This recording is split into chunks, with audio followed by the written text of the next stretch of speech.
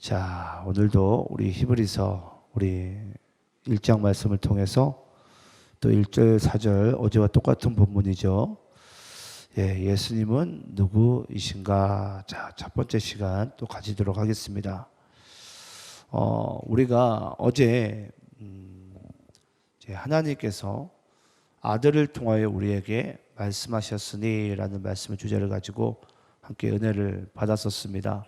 그래서 하나님께서는 이 그리스도를 통해서 이 땅 가운데 과거에 구약에서는 부분적인 부분과 또 모양으로 우리에게 또 말씀을 주셨지만 이제 예수님께서 이 땅 가운데 오셨을 때는 그 예수님께서 결국은 그 구약의 모든 것을 대표하는 인물이죠.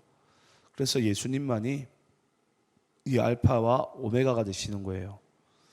그러니까 구약의 모든 선진들과 여러 부분, 여러 모양은 한마디로 예수님을 내가 이 땅 가운데 보내겠다. 하나님의 입장에서는 내 아들을 이 땅 가운데 내가 보내겠다라는 하나의 사인이었어요. 준비하는 과정이죠. 그래서 구약의 성경이 절대 예수님이 땅 가운데 오지 않으면 완성이 될 수가 없어요.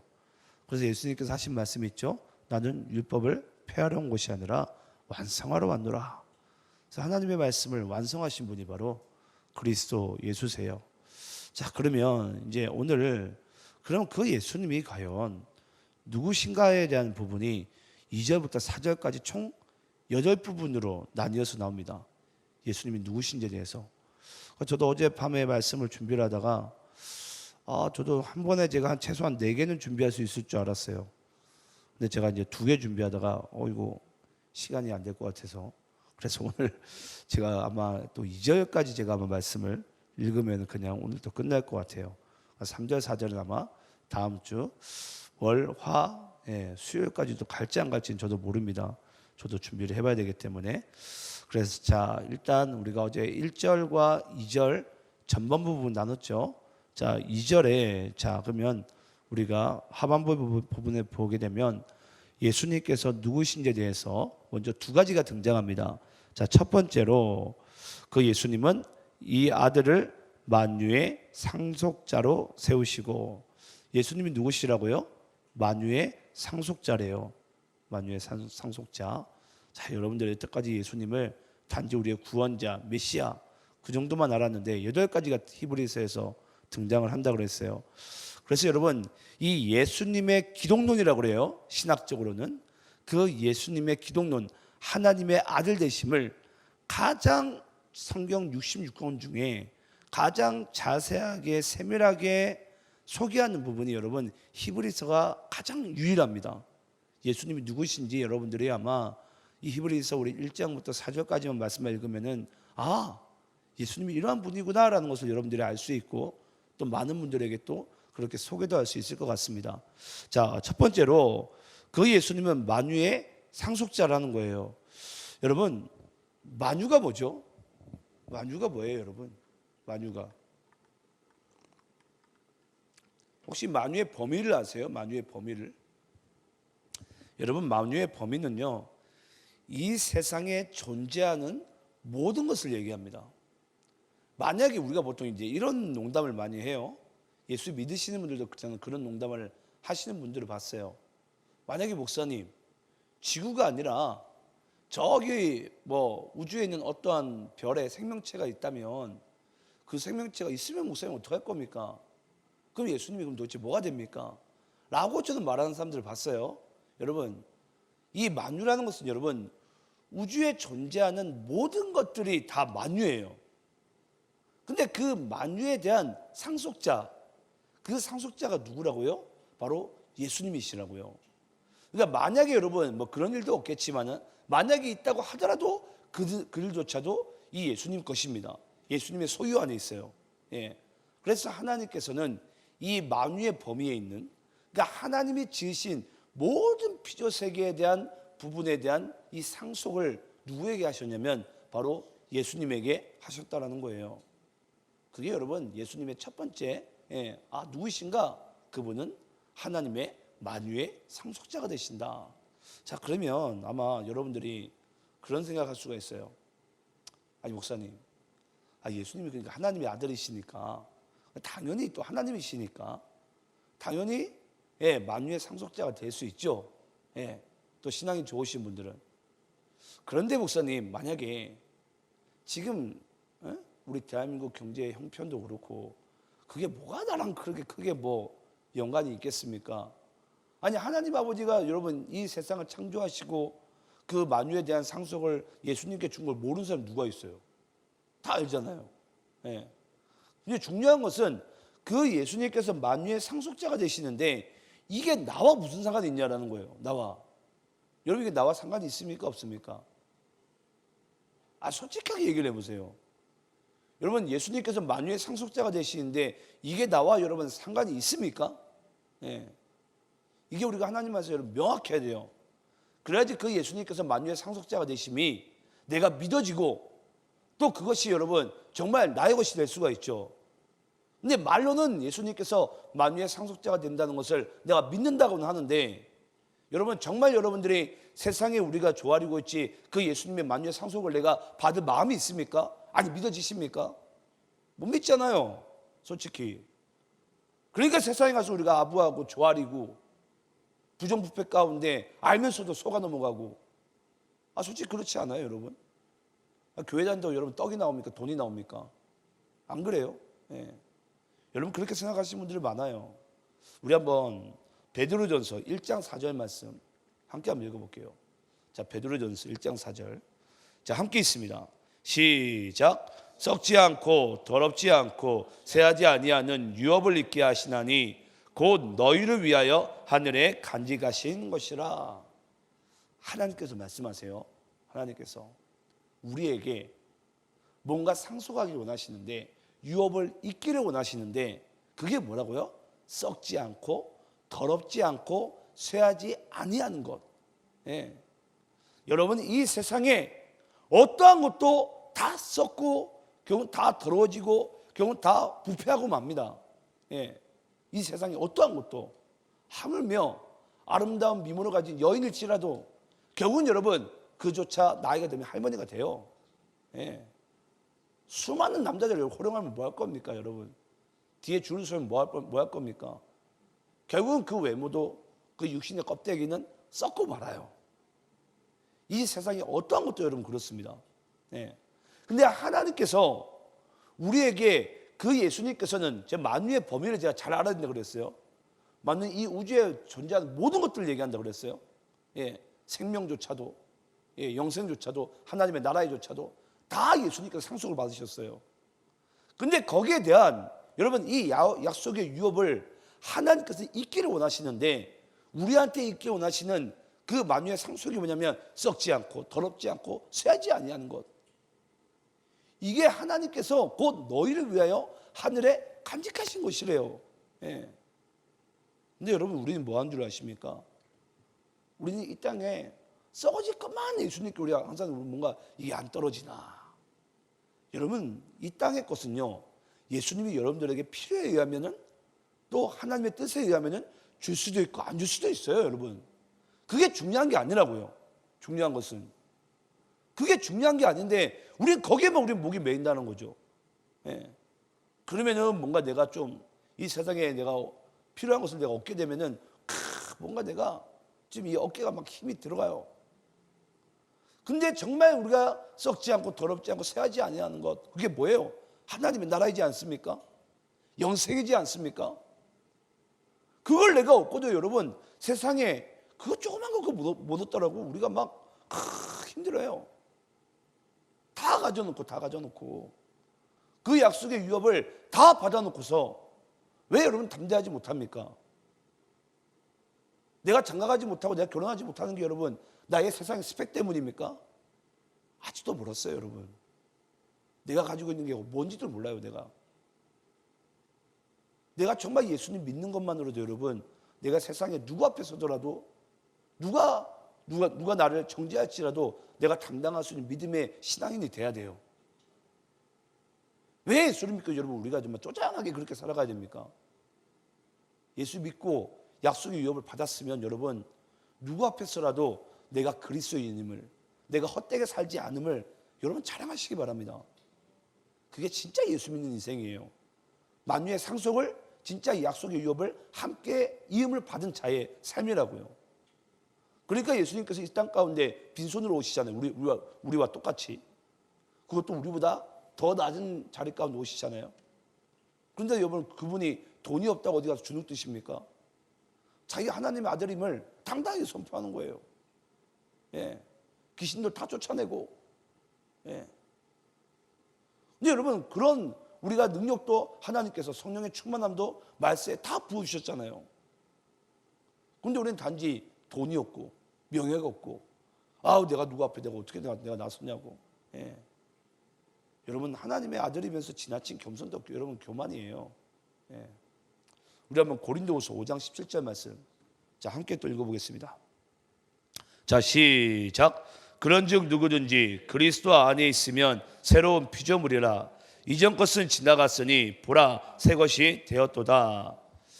여러분, 이 사도 바울이, 하나님께서 사도 바울을 통해서 쓰신 모든 책들을 이 바울의 서신서라 그럽니다. 예. 그러니까 우리가 아는 사복음서, 뭐 베드로 전후서, 우리 요한 뭐 1, 2, 3서, 막 그런 우리가 또 뭐 유다서 뭐 그런 말씀 몇 개 빼고는 여러분 다 바울의 서신서 책들이에요. 근데 바울 서신서에 여러분 대주제가 뭔 줄 아세요?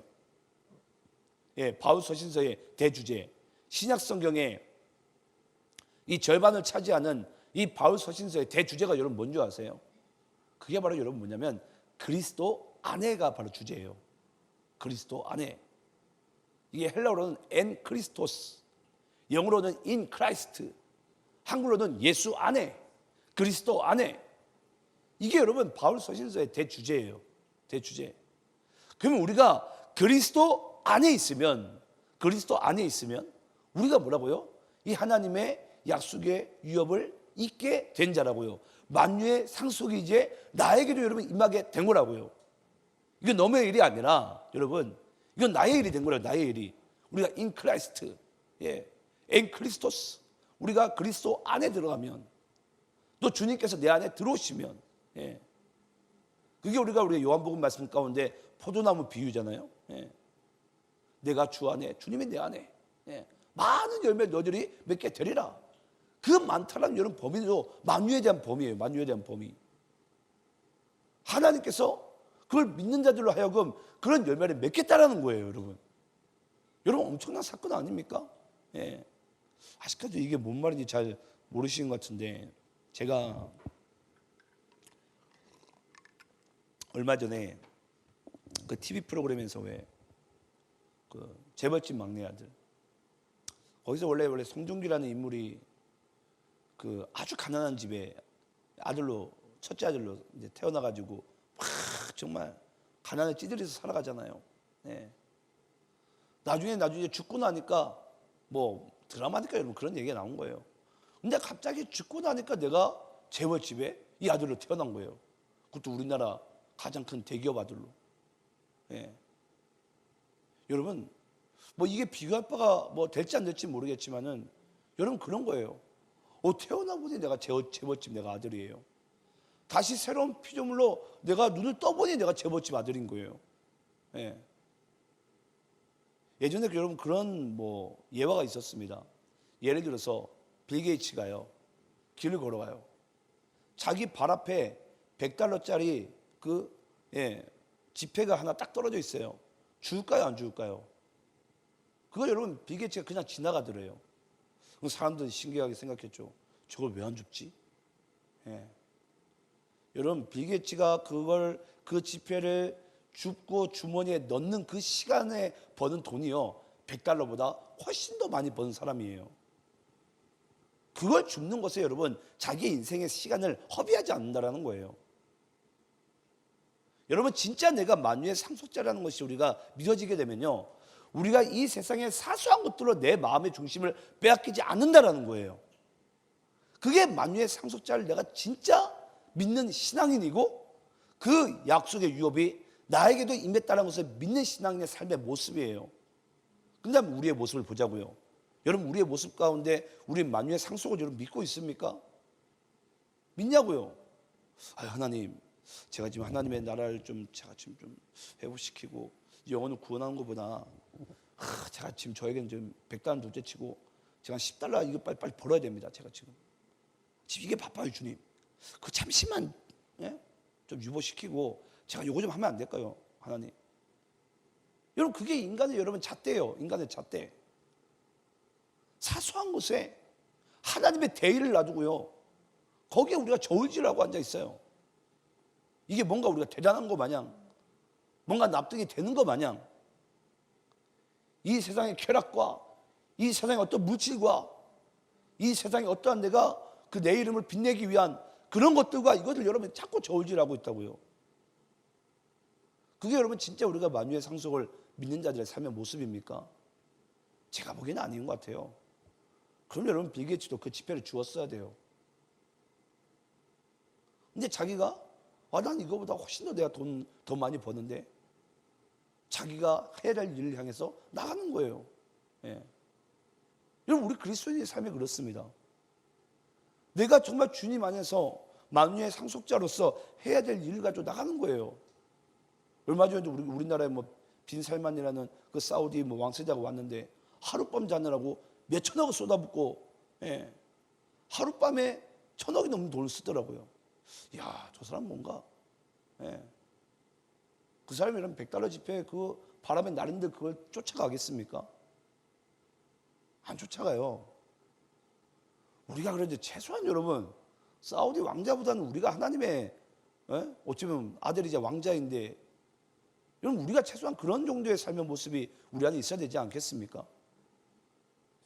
근데 왜 그렇게 우리는 정말 쪼잔한지, 비굴한지, 하나님의 아들이라고 믿는다면서, 새로운 피조물이라는 것을 우리가 믿는다면서, 근데 여전히 우리가 그 의미가 무엇인지에 대해서 단지 그냥 구원받았다라는 거예요. 그냥 나 구원받았다라고 얘기하면서 세상에 살아가는 우리의 삶의 모습은요, 전혀 만유의 상속자의 모습이 없어요. 전혀. 자꾸 세상에는 이 헛된 것을, 썩어지는 것을 가지고 있는 사람들과 나의 신분을 자꾸 비교하려고 그래요. 여러분 그런다고 제가 주일날 여러분께 그런 설교를 했던 것 같아요. 그런다고 여러분 우리 내 마누라 얼굴이 여러분 더 이쁜 얼굴로 바뀌고 내 남편이 이렇게 더 멋있는 사람으로 바뀝니까? 언제까지 여러분 우리가 그런 기준까지 우리가 살아가야 됩니까? 그건 하나님께서 말씀하신 기준이 아니거든요. 근데 우리는 가끔 거기에 내 중심의 삶의 모습을 다 빼앗겨요. 뭐에? 사소한 것에. 하나님의 이 대의의 약속의 유업을 쳐버리고. 그게 여러분 우리 인간의 가장 안타까운 모습인 것 같습니다. 저는 오늘도 하나님께서 저와 여러분들을 만유의 상속자로서 그 그리스도를 그 유업을 이을 자로서 새로운 피조물로서 하나님께서는 우리를 지금도 생각하고 계시고 우리를 위하고 계신 분이 바로 하나님 아버지신 줄을 믿으시기를 저는 간절히 축원합니다. 하나님의 아들이면서 더 이상 여러분들이 이 세상에 비굴하지 마시기 바라요. 없더라도 여러분 우리 그리스도인의 가오가 하나님의 아들이지 않습니까? 그걸 차라리 여러분 고백하시기 바라요. 내가 하나님의 아들이라고. 내가 하나님의 나라의 시민이고 하나님의 나라가 이제 나의 것이고 이제 여러분 영생의 삶이 나의 것이라고. 그래 당신들은 얼마든지 썩어질 것을 향해서 살아가시라고. 자, 그리고 2번입니다. 자, 또 2절에 우리 끝부분에 나오면 예수님은 또 누구이신가 보니까 그로 말미암아 모든 세계를 지으셨느니라. 여러분, 자, 예수님은 첫 번째는 만유의 상속자가 되신대요. 자, 두 번째는 누가 되신다고요? 하나님께서 그로 말미암아 모든 세계를 지으셨대요. 우리 크리스찬들이요 정말 오해하는 한 가지가 있어요. 그게 뭐냐면 여러분 하나님께서 창세기 말씀 가운데 이 세상을 창조하셨을 때 하나님이 세상을 창조하셨습니까? 아니면 하나님께서 예수님과 성령님은 저기 내버려 두고 자기 혼자 세상을 창조하셨어요? 여러분 우리는 이 창세기에 나오는 이 하나님의 의미를 몰라서 그래요. 하나님께서 이 세상을 창조하셨을 때는요, 여러분, 하나님 혼자 계셨던 게 아니에요. 삼위 하나님이 함께 계셨죠. 예. 그래서 우리는 하나님 아버지는 하나님 아버지대로, 예수님은 예수님대로. 예수님이 감히 어딜 구약에 껴들어? 그것도 창세기에 껴들면 안 되지. 우리 마음껏 여러분 그런 마음이 없는 것 같잖아요. 아직까지도 신학자들 중에 이건 논쟁하는 사람들 많아요. 어떻게 신약의 예수가 구약의 야훼 하나님이 될 수가 있냐? 이거 가지고 아직까지 논란들이 많아요. 근데 제가 여러분들께 그 논란을 딱 잠재워 볼게요. 우리 창세기 1장 26절 말씀. 자, 창세기 1장 26절. 왜 삼위 하나님이 함께 세상을 만드셨는지에 대해서 함께 읽어보겠습니다. 자, 시작. 하나님이 이르시되 우리의 형상을 따라 우리의 모양대로 우리가 사람을 만들고 그들로 바다의 물고기와 하늘의 새와 가축과 온 땅과 땅에 기는 모든 것을 다스리게 하자 하시고. 여러분, 여기서 하나님이 이르시되 누구의 형상을 따라? 우리의 형상을 따라. 여기서 우리가 누구예요? 여기서 뭐 누가 만들어졌습니까? 사람이? 지금 피조물로 만들어져 있을지언정 지금 아직까지 사람이 안 만들어졌을 때예요. 사람이 안 만들어져 있는데 여기서 우리가 누구냐고요. 여기서 우리가. 바로 여기서 우리가 여러분 삼위의 하나님을 얘기하는 거예요. 그 삼위의 하나님이 얘기합니다. 우리의 형상을 따라 우리의 모양대로 우리가 사람을 만들자고. 사람이 아직 안 만들어졌는데. 그러면 여러분, 이건 여러분 히브리 원어에 보면 복수로 나옵니다. 복수로. 그러니까 하나님의 단수로 나오지 않아요. 그러니까 하나님께서는 한마디로 여기서도 하나님 그 성자와 성령께서 함께 이 세상을 만드신 거예요. 함께. 그러니까 여러분 우리가 이제 본문으로 돌아가자면, 자, 이제 본문으로 다시 돌아갑니다. 자, 본문으로 돌아가면 하나님께서는 그로 말미암아 모든 세계를 지으셨느니라라는 이 말씀이 이제 우리가 이제 성립이 되는 거죠. 왜냐? 그 전까지는 야, 하나님이 세상을 만드셨는데 왜 예수님이 세계를 지으신 거지? 이게 좀 약간 이제 성립이 될 수 없었거든요. 이제 성립이 됐어요. 아, 하나님께서는 이 세상을 창조하실 때 삼위 하나님이 함께 계셨구나. 그래서 여러분 삼위일체가 되는 거예요. 근데 여러분 여러분들이 이제 여기서 이제 우리가 이단을 분별할 수 있는데, 이단은 이걸 철저하게 부인합니다. 거기에 누가 딱 껴드냐면요, 딱 교주가 딱 껴들어요. 이만희든 누구든, 딱 여기 껴듭니다. 삼위의 하나님의. 그래서 어떤 이단이든 여러분 삼위일체론을 이걸 믿는 이단은 없어요. 그건 그들의 교리가 이제 어긋나기 때문입니다. 그래서 삼위의 일체 이 우리가 이제 교리를 우리가 믿어야지만이 우리 이제 진짜 정통 우리가 기독교인이 되는 거예요. 그래서 여러분 여기서 오늘 말씀 가운데 그러면 하나님께서 그리스도로 인해서 이 세계를 지으셨대요. 그리스도로 인해서. 그럼 이제 하나님 거예요. 하나님 거. 예수님 거. 이 세상이 믿으십니까? 정말 믿으세요? 그리고 난 다음에 아까 창세기 26절에도 우리가 나왔지만, 그러고 난 다음에 뭐라고 얘기하죠? 사람을 만들고 그들로 바다의 물고기와 하늘의 새와 가축과 온 땅에 기는 모든 것들을 뭐하게 하자 하시고 다스리게 하자 하시고. 그러면 여러분 다스림에 대한 이 권한을 누가 누구에게 준 거예요? 지금 삼위의 하나님이 인간에게 준 거예요. 그럼 여러분 우리는 뭐하게 된 거죠? 그냥 그것을 맡은 자가 된 것입니다. 맡은 자가. 이게 나의 소유가 아니라 하나님께서 우리에게 그것을 맡기신 거예요. 맡기신 거. 여러분 맞습니까? 이제 그런 우리가 범위로 따지고 가자면은 결국은 여러분들도 하나님께서 지으셨고 삼위 하나님이 지으셨으니까 여러분들의 생명과 여러분들의 소유하는 모든 것들은 다 하나님의 것이 되는 거예요. 믿으세요? 바로 1번, 2번, 아까 우리 예수님이 누구신가 1번, 2번의 말씀이 그 얘기를 하고 있는 거예요. 그러니까 결국은 여러분 우리도 하나님의 것이에요. 우리도 하나님의 것. 우리가 누가복음 말씀 보면 탕자의 비유가 나오잖아요. 그 친구가 정말 정신 못 차리는 게 뭐였죠? 내가 아버지 밑에 있다 보니까 아버지의 것은 아버지의 것이고 저 아버지가 빨리 죽어야지 내가 저 아버지 거 내게 되는데. 그래가지고 뛰쳐나갔다가 뭐 하게 되죠? 재산 다 탕진해요. 그리고 다시 돌아와요. 그 둘째 아들 품습니다. 첫째 아들 이거 시기를 하죠. 아버지가 어떻게 저런 상놈의 새끼를 갖다가 어떻게 다시 집으로 돌릴 수가 있지. 그때 이 아버지가 첫째 아들에게 뭘 얘기한 줄 아세요? 네가 나와 함께 있으면 나의 것이 곧 너의 것이거든. 예. 이미 상속받을 자는요, 여러분, 비록 아버지 휘하 아래 있지만은 결국은 아버지의 것이 상속을 받을 자의 것이에요. 그 몫이라고요. 근데 자꾸 우리의 마음 가운데 뭐 어떤 마음이 있어요? 우리 마음 가운데도 그 루시퍼 같은 그런 사단이 주는 그런 마음들이 있어요. 하나님의 것을 내가 반떡 쪼개가지고 내가 내 마음대로 사는 인생이 되면 안 될까? 그게 여러분 인간의 죄성이라고 그럽니다. 그런 마음의 자세는 죄성.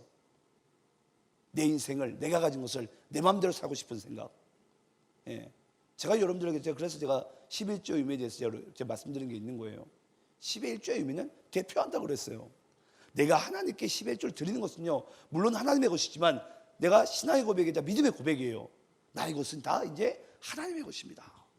예. 10의 구조도 다 하나님 뜻대로 사용하셔서 나의 생명 주님의 것입니다.